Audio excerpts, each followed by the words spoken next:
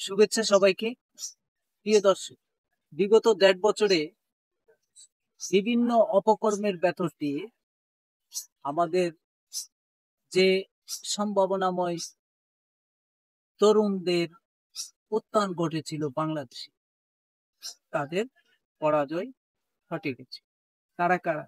তারা হচ্ছে কথিত জুলাই যুদ্ধ সমন্বয়ক। জনগণ একদিন তাদের কথাই বিশ্বাস করত, সাধারণ মানুষ তাদের গাল গল্পে বিশ্বাস করেছে। কিন্তু পরে ধীরে ধীরে যখন তাদের ভণ্ডামি প্রকাশ হতে লাগলো, যখন তাদের প্রতারণা প্রকাশ হতে লাগলো, প্রতারণার গল্প যখন ধীরে ধীরে প্রকাশ হতে লাগলো, জনগণের সামনে উন্মোচিত হতে লাগলো, তখন থেকে জনগণের হাসি ঠাট্টার পাত্রে পরিণত হয়েছে এই জুলাই। এখন জুলাই যোদ্ধাদের সামনে ভবিষ্যতে কঠোর শাস্তি অপেক্ষা করছে। আমরা জানি বর্তমানে যে সংবিধান আছে, তারা সেই সংবিধান লঙ্ঘনের অপরাধে অপরাধ। তারা সবাই রাষ্ট্রদ্রোহ মামলায় ফাঁসির কাস্টে ঝুলবার সম্ভাবনা আছে। রাজনৈতিক পট পরিবর্তন হওয়ার সাথে সাথে আওয়ামী লীগ তো তাদের বিরোধী পক্ষ, তাদের শাস্তির কথা এখন আর আওয়ামী লীগ বলছে, এখন সাধারণ মানুষই এখন বলছে তাদের শাস্তির কথা।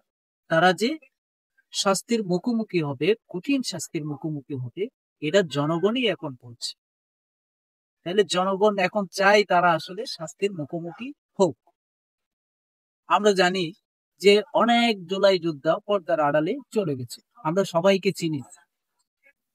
কিন্তু কিছু লোক লাইমলাইটে আছে এখন।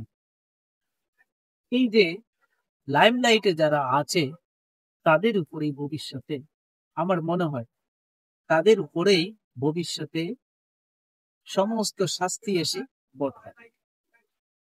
যারা রাজনীতির মাঠে থাকবে, যারা চাপ সৃষ্টিকারী গোষ্ঠী হিসেবে দেশে দাপিয়ে বেড়াবে, কিংবা বিএনপিতে যোগদান করবে। সম্প্রতি এমন একটা ঘটনাও আমরা জানলাম যে মীর স্নিগ্ধ নামে একজন বিএনপিতে যোগদান করবে।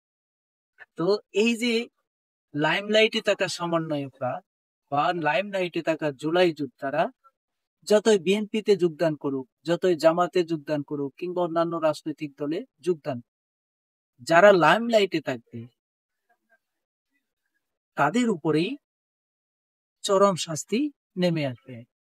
যারা পর্দার আড়ালে চলে গেছে, তারা তো চলে গেছে, তাদের আর কেউ সহজে খুঁজবে না। এখন যাদেরকে সামনে দেখা যাবে, তাদের উপরে চড়াও হবে জনগণ। তারা যেভাবে বিরোধী পক্ষের উপর মব তৈরি করে মানুষ পিটিয়ে মেরেছে, মানুষকে হত্যা করেছে, বা দেশে একটা অরাজক পরিস্থিতি সৃষ্টি করেছে, ঠিক সেই রকম পরিস্থিতি হবে তাদের। তাদের উপরও জনগণ একদিন মব নিয়ে চড়াও হবে। এবং যারা লাইমলাইটে আছে, যারা পর্দার সামনে আছে, তাদের উপরেই খুব সহজে চড়াও হবে জনগণ, এবং তাদেরকেই খুব সহজে শাস্তির আওতায় আনা হবে। বা যারা পালিয়ে গেছে কিংবা যারা পর্দার আড়ালে আছে, যারা দেশ ত্যাগ করবে, পালাবে, তাদের শাস্তিও এসে বর্তাবে এখন লাইমলাইটে থাকা কথিত জুলাই যুদ্ধ। জনগণের সব ক্ষোভ, এই যে জুলাই সন্ত্রাসীর বা জুলাই ষড়যন্ত্রের সমস্ত ক্ষোভ জনগণের লাইমলাইটে থাকা কথিত জুলাই যোদ্ধাদের উপর গিয়ে পড়বে। হ্যাঁ, দেশে একটা নির্বাচনের কথা বলা হচ্ছে, নির্বাচনের মাধ্যমে তারা হয়তো সংসদেও যেতে পারে, কিন্তু তাদের মধ্যে। কিন্তু একটা কথা মনে রাখতে হবে আমাদের, যে কথিত জুলাই যোদ্ধারা যে যতই লাইমলাইটে থাকবে, যে যতই সফল হবে রাজনীতির মাঠে, তার উপর তত বেশি হবে শাস্তির পরিমাণ, তার উপর তত বেশি হবে জনগণের ক্ষোভের, রাগের পরিমাণ। আজকের মতো এটুকুই। সবাই ভালো থাকুন, সুস্থ থাকুন। ধন্যবাদ।